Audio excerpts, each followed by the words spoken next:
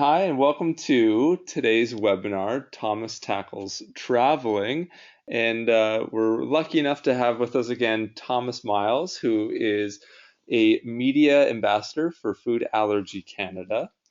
And tonight he's going to be sharing some tips, some stories, and advice on some of his experience traveling with food allergies and also sharing some of his stories with us as well. He's a CFL player. He plays for the Toronto Argonauts. So, very, very cool position he's in. And we're very lucky to have him share some of his knowledge with us tonight. My name's Kyle Dine, and I work with Food Allergy Canada. And Food Allergy Canada is the one that's putting on this webinar. And we're a national nonprofit organization. And we have lots of programs and resources, especially a lot for youth. We have a website at whyriskit.ca where we have a lot of great resources available and information. We have an ebook called The Ultimate Guidebook for Teens with Food Allergies. We have a smartphone app if you just search up Food Allergy Canada. We have videos on YouTube. We have an online mentorship program called Allergy Pals that Thomas is actually a mentor of. And we also have a youth advisory panel, which is a volunteer group of about 40 youth from across Canada. We're always looking for more volunteers. So if you're looking for more info, go to foodallergycanada.ca or whyriskit.ca.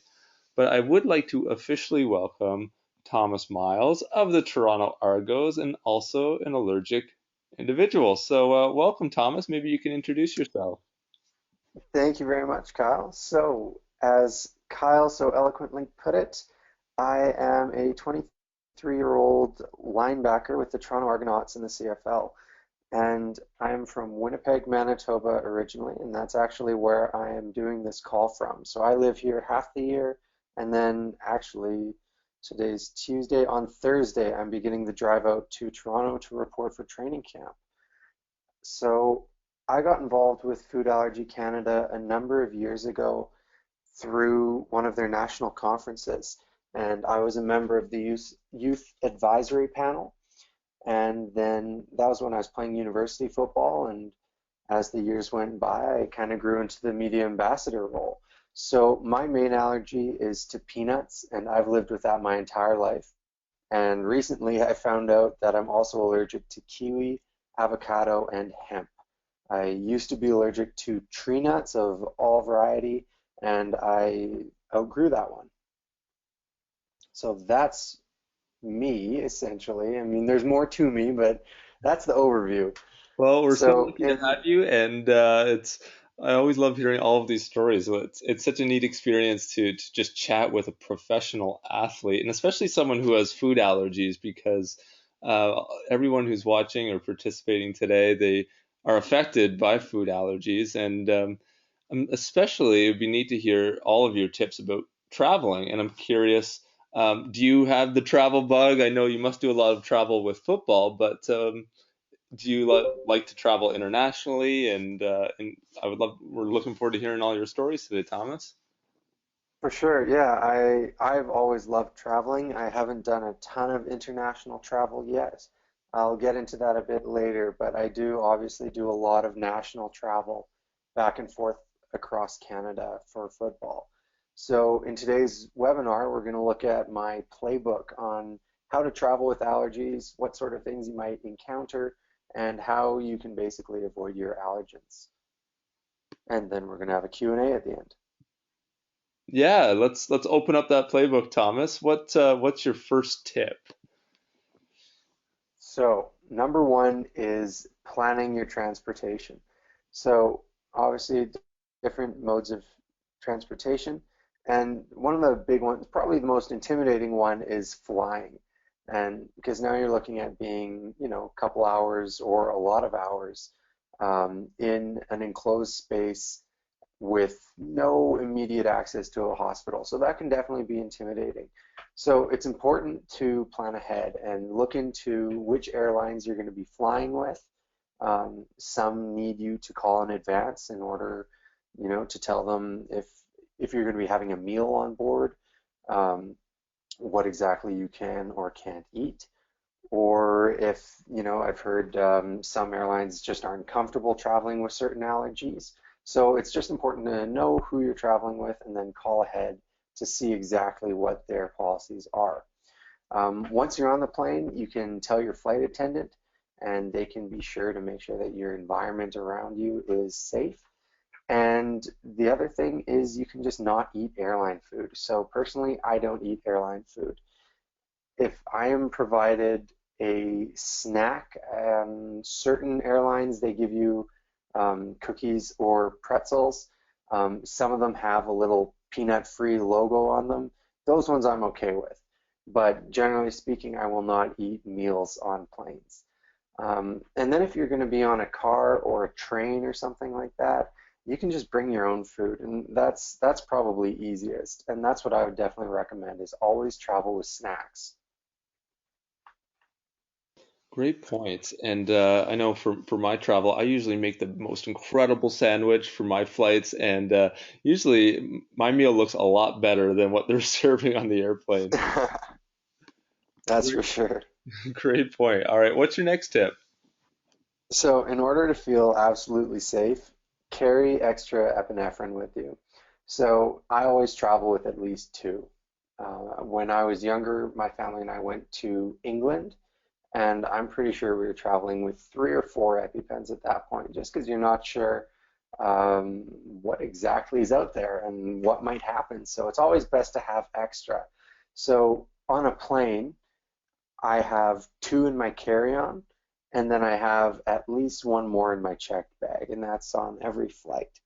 Um, that way, if you do have a reaction and you need to use your epinephrine, you still have more for the rest of the trip, so you're not worried about trying to track down more EpiPens in, Russia or something like that. So it's always best to have insurance there. Um, that way, also, you won't hesitate to use it if you need it. One of the important things about having an allergy is knowing that it's okay to use your EpiPen even if you're not actually having a reaction. If you think you are, that's all it takes and that's all you need in order to use your EpiPen. And if you've got several of them, you're going to be okay with that. Great point, and that you should always use at those first signs of an allergic reaction. Don't just do the wait and see and hope things get better, but using it early is definitely the most important thing during a serious allergic reaction. Great point. All right, what's the next tip? For number three, we kind of touched on with number one, is to bring your own food. And that is really the best way to kind of eliminate that worry of, oh, what if, someone else contaminates my food or they don't make it properly or anything like that. If you've prepared it yourself or your parents have prepared it for you, you're just going to feel better knowing that it's safe. So it's pretty funny actually. So I'm driving to Toronto in 2 days. My mom has already made me, I'm 23, I'm getting old, I know, but my mom has made me snacks for the road. Um, and now I can avoid my peanut allergy eating at fast food places and stuff like that. But when I was flying and stuff like that, she would always send snacks with me, and she's still doing it now. So definitely bringing your own snacks is a good one.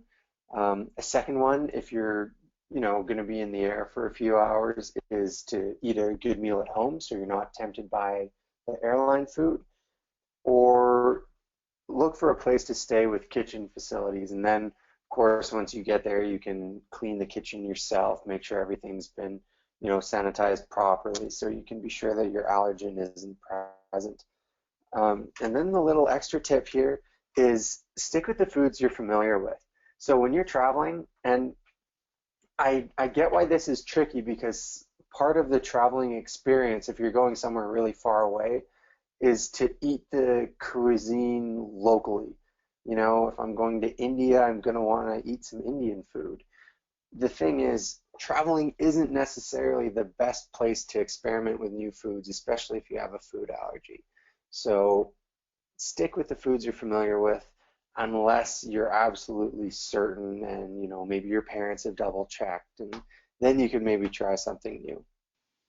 It's a really good point, and I have to share. A couple years ago, I actually went to China and it was a great experience. I brought a whole suitcase of food that I was familiar with, of safe food, and I was really glad I did. I did get a place that had a kitchen, and I cooked all my meals. And for me, I wasn't able to find many safe things in China for me to eat, but the trip wasn't about food. It was about seeing the Right. culture and all the beautiful things, the museums. For me, it wasn't about the food. I was really glad I brought all my own food for that trip.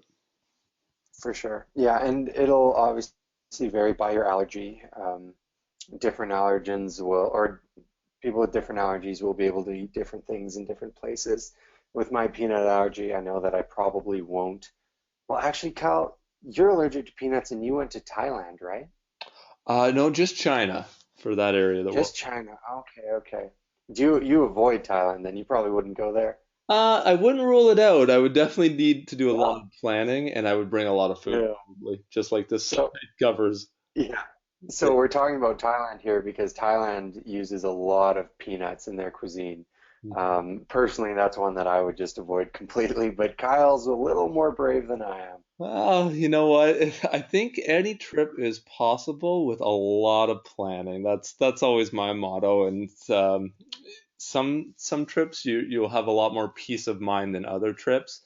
I just know when I went to China, it really was hard to find anything to eat there. So for me, it wasn't about the food. I didn't focus on being disappointed about not being able to eat the local food, because I had my own full suitcase of safe stuff from home, and that worked for me. Um, That's awesome. but I'm curious, when you go on travels with the Toronto Argos, and let's say you're playing an away game in British Columbia, let's say, what do you do with the team dinners? Can you find safe options when you're traveling on the road with the team? Yeah, so the way it actually works with us is we're given a per diem. So we are paid enough for all of our meals on the road, and then we can go eat whatever we like. So I just have to find a safe restaurant, and I can go order a steak or something like that the night before the game, and I'm good to go. So there's no real planning there. I don't have to, tell the team before every trip, remind them to call ahead and have the meal prepared in a safe, peanut-free environment because we are on our own to provide our own food. So yeah. Oh, neat. I had no clue, but I guess that makes a lot of sense. And I would feel bad for any restaurant that had to feed over 50 hungry professional football players, let alone throw uh, allergies into the mix. So, that kitchen would be swamped. all right, let's go on to the next. What's your next tip? So number four is the importance of research. And that's what Kyle's talking about. Any travel theoretically is possible if you do a lot of research for it. So that means looking into what sort of food they eat out there is. So, example, Thailand. In Thailand, they eat a lot of peanuts.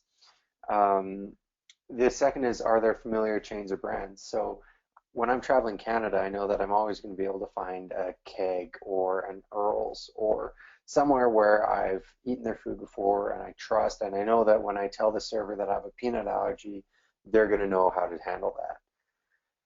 The second is looking into the accommodations that your resort or hotel are going to provide. So, are they going to be feeding you? Are they buffet style? Are they a regular restaurant? All sorts of things like that are important to consider. The other one is if you're going to a foreign country, the ability of the people there to understand you or misunderstand you becomes pretty important. So I believe there are little information cards. I don't know who distributes them, but they actually translate from English to whatever the language is that you need it to be. And it says, I have a so and so allergy. Um, can you make sure my meal is safe? Something like that. I think Kyle can probably speak a bit more to that um, because I actually haven't been anywhere that where English is not the main language. So I've been internationally, I've been to England and Wales, so all in the United Kingdom. And that was it. I've got plans to go elsewhere, but as of yet, that's the only place I've been. So, Kyle, can you weigh in on that one? Yeah, absolutely. And I've gone to quite a few foreign countries where different languages are spoken, and I can't stress enough how important it is to really have something some type of translation. And there are companies, as you said, that provide allergy translation cards because sometimes there is a language barrier. And I recently went to Cuba and even at a resort found that having that card really helped conveying not only that I had food allergies, but that they were really serious. And they took that card, brought it to the kitchen, showed it to the chef, and all of a sudden everyone knew what my allergies were and were taking it seriously. So language can definitely Awesome. be a barrier. I've had a lot of success traveling internationally, staying in touristy areas where they really do cater to tourists, and most waiters and waitresses speak English. And also that point about 911, we take it for granted 911, everybody knows it, but across Europe, the number is 112 and it's 999 in some places and 000. So it's important to do that type of research before you go so there's no surprises during your trip. Awesome. Thank you, Kyle. No problem. So I believe that takes us to your last tip, which is Last one is equip yourself. And we'll start again with the most important one, the epinephrine auto injectors, your EpiPens. Always travel with at least two. It's just even if just for the peace of mind, it will just feel so much better knowing that you've got your EpiPens with you. Second one is health insurance. And if you're younger, your parents will be taking care of that. But it's important because even if you're in America, if you need to call an ambulance, they are not cheap. So you need to make sure you've got your travel health insurance. What Kyle was just talking about, the knowledge of local emergency numbers, that's very important. So I actually had never thought of that until now. So it's a good thing that Kyle brought that up. The other point we were just talking about, the allergy translation card. And then the final one, if you wear a medical alert bracelet or anything like that, make sure that you travel with that too, because that can definitely help first responders understand the situation. So a good way to keep on top of all of that is have a little food allergy cheat sheet with you with all your relevant information on it. So you can kind of look at it and make a kind of checklist of things to do for your trip. absolutely. And there's so many types of travel out there, and there's international travel. You do a lot of national travel, and for a lot of people listening to this, I bet they're doing travel with even like their school, where it's a school trip or visiting relatives, whatnot. And a lot of these things just are consistent throughout travel. Always having extra epinephrine wherever you go, doing some research, having insurance, all of these things. But there's some things that just never change. And I think one of those really important things is that you're not taking risks when you are outside of your home area, your home base, that you're playing it safe wherever you go and equipping yourself. So, all great points. And with that, those are five excellent points, Thomas. Well, Thank you very much for sharing all of those. And that brings us to the Q&A portion of the today's webinar. So, do we have a volunteer to go first to ask Thomas a question? And I see one well, in the we've got one in, chat. we've got one in chat, yeah. And the question is, So where where do I do you keep your EpiPen when you go out day to day? day to day? So it depends where exactly I'm going. So if I'm going to the gym, my EpiPen is in my gym bag in the outer pocket, zipped up, nice and safe. If I am going out somewhere and I'm wearing jeans, my EpiPen is always in my back left pocket. If it's winter, it's always in the breast pocket of my jacket. So those are, I mean, it kind of changes by what I'm wearing, what I'm carrying, but regardless of what it is, those are constants. So if I'm like if I'm wearing a jacket, it's in that pocket. If I'm wearing jeans, it's in my left pocket. And if I'm going to the gym, it's in that always the same zippered pocket of my bag. And my training partners know that. So if I were to begin having a reaction, they would know where to look if I couldn't make it there. And great point to always let people know that you're with where it is, especially when traveling. You know, you might have a little designated bag or backpack where you're keeping your safe snacks and other things too. And if that's where your epinephrine is, it's important to let your travel companions know that too. All right, another question coming in from Brennan. Do you have restaurants that don't even check, but they say it's safe? So let's say they tell you at the restaurant, oh yeah, that meal is going to be okay for you, but they don't even do their diligence and check for you. Right, and you can usually tell if they're just blowing you off or if they're just, not thinking about it. Several kind of look around and be like, yeah, that should be fine. So at that point, it's okay, they usually or they shouldn't mean you any harm there, but it's totally okay to say, I would just like you to run that by your manager or run that by the chef. If you could just go double check. And that's something that's important. If you feel that they are not taking your request or the information about your allergies seriously, then it's definitely okay to ask to speak to a manager. But I have encountered that before. It's really pretty common. A new server. I mean, it sounds like that should be fine, is what they're thinking, and they just kind of say it without thinking. So I Yeah, do encounter that, and that's when I just say, okay, well, would you please just double check with the chef and go from there. that's a great point. And I think a lot of wait staff, they're so used to having all of the answers and they know the menu really well and they're doing a great job, but sometimes they just want to over deliver. And it's important you just kind of remind them that this is really important. So I would love for you to just double check. It's a really good point. And another Good question. question from Zaya, what type of EpiPen do you use? So in Canada, there's only one type of epinephrine auto-injector available now, and that is EpiPen. So I'm assuming you use the adult dose.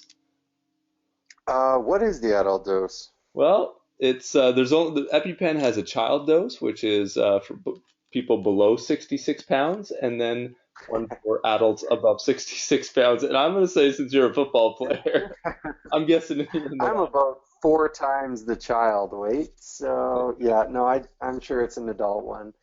But that is correct. I use an EpiPen. one. All right, Yep. another question coming in from Janaea. How do you take safe food on a plane? Well, with security at airports, liquids aren't allowed through security, but food items are. So just like Kyle, I will sometimes make sandwiches to take on the plane, or I will take homemade kind of like what is that called? A trail mix sort of thing, obviously without peanuts. So it's really any sort of baking or cooking I've had at home, I just bring with me, and that's what gets me through the flights. Yeah, and when you go international travel, sometimes they have restrictions on bringing meats and vegetables and things into foreign countries. So that's the only thing you have to be aware of. But just eating your safe food on the plane is fine. All right, the next question comes from George. Have you ever had an issue sharing a water bottle on or off the field? I Great. haven't had any. Yeah, that's an awesome question. So I haven't had any issues with it, but when I was younger, I used to have my name put on my water bottle for when I was playing hockey or soccer or football. I had a water bottle that no one else shared. So that was really important back then. Now with Toronto, all of our water bottles are spray Gatorade bottles. You don't put your mouth on them, so the risk is gone essentially. And so I don't have my own water bottle anymore, but it's like I said, the type of water bottle has changed. So when I was younger, I definitely was aware of that though. And where it is still a thing is actually in the gym. So when I'm training with my training friends, if they, if they want to try whatever it is, if it's a new protein flavor I have, if they want to try it, I always say, well, have you had any peanuts today? And I always ask them. And they've been through this so many times that they'll often say, like, they'll ask to try it, and then they'll immediately say, no, I haven't had any peanuts today. They know the drill, but that is still something, to this day that I'm very wary of sharing drinks. That's great that you tell them. I love that. I'm curious. Yeah, yeah, they all I'm curious though, just in your, I guess your work environment, when you're playing a game, do players eat on the sideline? I know they're not, ordering French fries from the concession or anything, but are there snacks floating around the bench? know. There are not on the bench itself unless players bring them out. So inside the locker room, when we come in for halftime, there are Gatorade energy bars and a variety of fruit and tons of sports drinks and some supplements. It's mostly just in the locker room, unless, guys gets caught behind for time during halftime, then has to grab a bar and bring it out with them. But there's not a whole lot of eating going on the sideline. Interesting. All right, thanks. And the next one is from Matt. Have you ever had any close calls at restaurants or with food vendors? I have not. And this actually ties into the next question. Have I ever used my EpiPen? I have. So it wasn't a close call at a restaurant or food vendor. It was not a close call. It was a call on peanut butter cookies, which I somehow missed in the ingredients, and I ate a bunch of them, and I had a reaction. And so I began eating these cookies, which were disguised as not peanut butter cookies. And I realized my mouth was feeling kind of weird, but not so weird that I was like, oh, this is something I've never experienced before. And so I thought maybe I can wash this down with a can of Coke. So I drank a bit of Coke and I had another cookie and I drank some more Coke and had another cookie. And then the feeling was intensifying and I kind of realized, okay, something's wrong. And then you could see my brain just trying to figure it out, the cogs going. And finally a little light bulb and I thought, oh boy, I think I'm having an allergic reaction. So I was 14 years old at the time. I was actually, and we're about to answer the next question too, about have I had a reaction while traveling. I was in Edmonton for a hockey tournament and I was in my hotel room with my parents and two friends and I was eating these cookies. And sure enough, realized, the light bulb went over to the cookie package and reread the ingredients. And it's bizarre because I read them and then my mom read them. And I reread them a third time, and right smack in the middle it said peanut butter brackets, peanuts, sugar, whatever. And I said, okay, Mom, I'm having a reaction. And I showed her the ingredients, and she said, she swore because she had checked the ingredients too, and for 14 years we had been so good and so diligent with it. But I said, okay, so EpiPen, and I just put it up against my thigh, pressed it in, didn't feel a thing, and my dad gave a call to 911, and within 4 minutes, the ambulance showed up, and the paramedics came out, and they said, you are completely stabilized. Your vitals are all great. We're just going to take you to the hospital for monitoring. So that is my one reaction, and it came from a bag of cookies that both my mom and I looked at. So that just goes to reinforce the idea of be careful when you're reading your ingredient lists. What happened here was I had recently been cleared of tree nuts. I was no longer allergic to tree nuts. That's what the blood test said or something. And so we had been thinking, or at least we had been operating under the um, or I guess I shouldn't say that, but we had been all excited about exploring new things that I could now eat. And so we had been getting caught up at looking at ingredients and seeing may contain tree nuts and not may contain peanuts. So if it said may contain tree nuts, I was usually able to eat it. What happened with these cookies is that it said may contain tree nuts, but it didn't list contains peanuts. So, in the red font, it has the may contain. And I guess our eyes snapped down to the bottom and we kind of skimmed through the middle and totally missed it. So since then, believe me, I am much more careful about reading ingredients. But that is my one reaction story. I had the one when I was 1 year old, and they kind of figured out that I had an allergic reaction to peanuts. And then I had the one when I was 14 in Edmonton. And those are the two. Jeez, and what a scary story. Just to realize afterwards and reading that third time that there's peanuts, your heart must have just sank. I can only You imagine. know, I think it kind of jumped actually. Yeah. Heart rate went up and, start Yeah. sweating. But I tell you, that EpiPen took care of it so fast.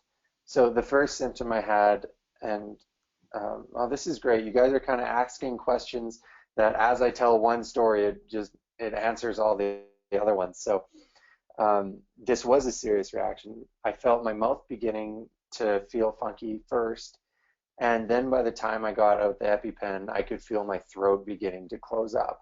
And so it was an anaphylactic reaction. But the beauty of the EpiPen was that almost instantly after using it, I could feel my throat going back to normal and my mouth started clearing up. And it took care of it by, it beat the ambulance there. So that was also a big relief and kind of an important thing for me to understand and know firsthand that EpiPens do work. And I really trust them now, and that feels good to have that kind of safety net. I've had people ask me that don't have food allergies, or even those that do have who haven't used an EpiPen. They ask, "Does it hurt?" And I know for me, when I've used mine, when you have all of these symptoms of an allergic reaction, some of them can be pretty nasty, and that's the last thing I'm thinking about. I just want those symptoms gone. I want to feel better. So Yeah. when I've used mine, I barely even felt it. It was just like a little pinch. And I felt better so quickly afterwards that I just felt relieved and really happy and glad that I did use it. Did you feel the Yeah. same? Oh, completely. I actually said, we felt the click, and I said, "Is that it? Like, did it work?" And then my mom said, "Just hold it for a few seconds, we'll see." And sure enough, took it out, and it had worked. The needle was out there, but I didn't even feel it. Well, you And are a guy that you tackle people for a living, so you probably have a good pain threshold. But I was still, gonna say, I've already had 3 surgeries and a couple reconstructions here and there, but so I do have a high pain tolerance, but I'm not kidding. It wasn't like oh, it just didn't hurt much. I'm telling you, I didn't even feel it go in. So EpiPens are definitely nothing to be scared of. Like I personally still don't like having my blood taken, but I wouldn't even hesitate to use my EpiPen. It's a totally different mechanism. You're not looking at a needle going into you or anything like that. So yeah, definitely do not fear the EpiPen. It is your friend. yeah, it's really such a simple thing. You barely feel it. It's gonna help. So good point. All right, another question from Kelsey, who just joined us, and she's wondering, how do you manage eating on a long plane ride? So I guess you've probably done some right from Toronto to the other opposite end of the country, and maybe just review Yeah, what you do for a long plane ride. for sure. And just to answer Matt's there, I believe they kept me in monitoring for 6 hours. Is that the standard? It was either 4 or 6. So somewhere in there. And it's a bit of a drag, but better to, if your symptoms come back, it's best to be in the hospital. So, oh, yeah, there it is. There I said six, so it must have been six. Um, as to eating on long plane rides, so the flight from Toronto to BC, I've done several times, and that one's about 6 hours. Um, and that one's pretty long. So I bring something from home. So what we were talking about earlier is flying domestically in Canada, you're allowed to bring food past security. So I will bring a sandwich, or I'll bring some leftover pasta or something that I had the night before, and I'll just bring that with me and I'll eat that on the plane, and that'll tide me over.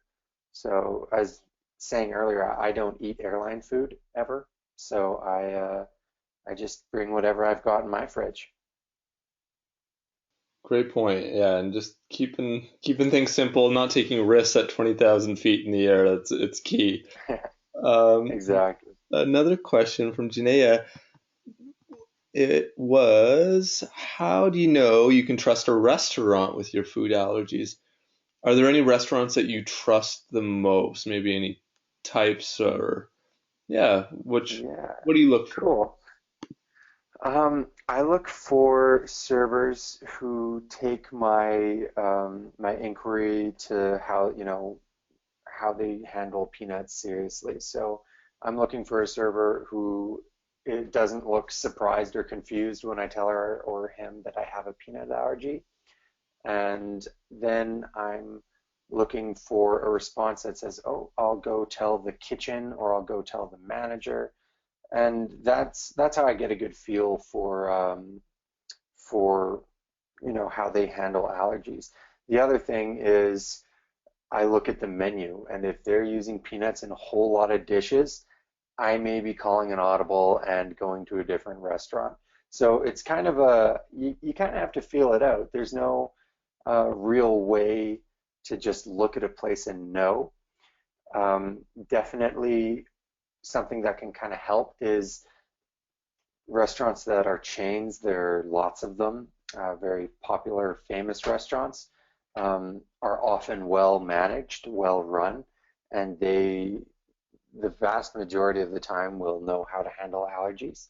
So that's something to keep in mind, but you really have to feel it out because even a restaurant that you might usually trust may have a server who doesn't know what they're doing and could put you at risk. So it's really a place by place sort of thing that you got to feel out.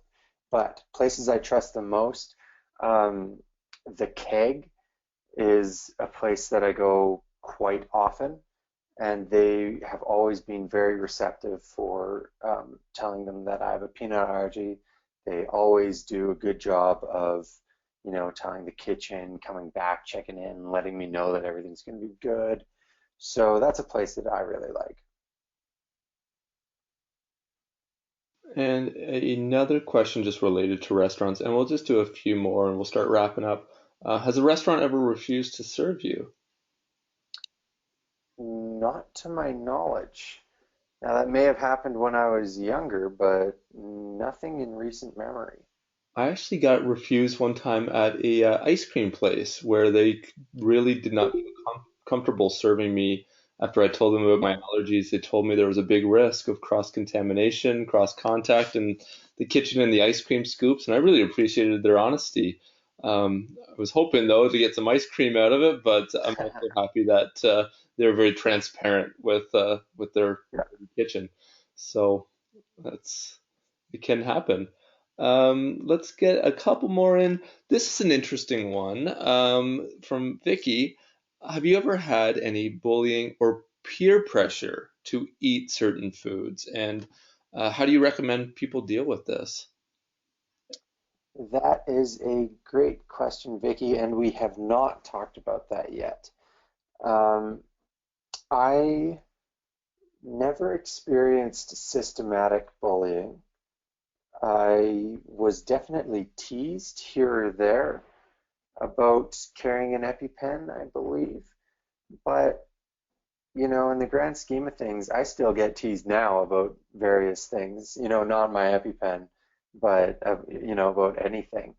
One of the things that we've talked about, I think in our first Tackling Allergies webinar, was about accepting your allergy as a part of you.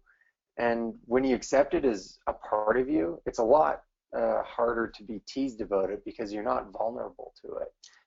If you're not accepting of your allergy and you're kind of uncomfortable about it and you don't like it, then what people say about it might hurt a little more. So it's important to recognize that you have your allergy. There's nothing you can do about it, and so you have to accept it. It's part of you, and that's okay. I mean, for me, um, my allergy has really been a pretty cool thing. It's given me the opportunity to work with Food Allergy Canada and go and speak at their conferences, and they've had me go on TV a few times, and now I get to do this program with you guys. So, it's really provided some neat opportunities for me. And so that all came after I accepted that my allergy is a part of me and it's part of what I do, and everything's just kind of gone from there. Um, Great point. And you know what? I but, think oh, in the sorry. future we're going to be doing more of these webinars, and I think bullying would be a great topic on Yeah, its own. I just love the title, Thomas Tackles Bullying. It's like, yeah, that sounds awesome. it So does. yeah, we'll definitely do one of those for sure. Um, I've never had peer pressure to eat a food that I can't eat. So generally speaking, in the history of my life, I only eat with friends, or people that know me well. Um, and the people who know me well know that I have a peanut allergy, and they are understanding of it. And so I that's not something I've really run into. But if someone were to be pressuring you or bullying you about that, um, you can try and explain to them the severity of your allergy, the sort of implications of it.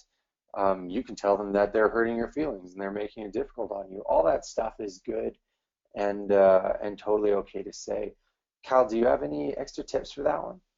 No, I think you've covered it really well, and I think at the end of the day, using your voice to say what makes you uncomfortable is really important, and realizing when it gets to a point where it's escalated, if someone is really putting the pressure on, and to get help. And that's most important, a teacher, your parent, your principal, to tell an adult. Let's get to one last question because we are going pretty long here. Um, so I'm going to just cover a couple questions quickly. One was about wiping seats or armrests or tray tables when traveling on a plane. Great idea. A tray table is a very, very dirty spot. So bringing wet wipes on a plane to clean up the area around your seat is a great idea. Someone was asking about airlines, which one's best. All airlines are different. It's important to look into all of the airlines' policies before booking, what their allergy policies are. They're all different. Most just serve light snacks for domestic travel. International travel, that's when they're starting to serve more meals. So just to check into their individual policies. Allergic Living magazine Cool. has a really wonderful chart on their website where they compare airline policies. So if you just Google Oh, cool. allergic living airline chart, you'll find it.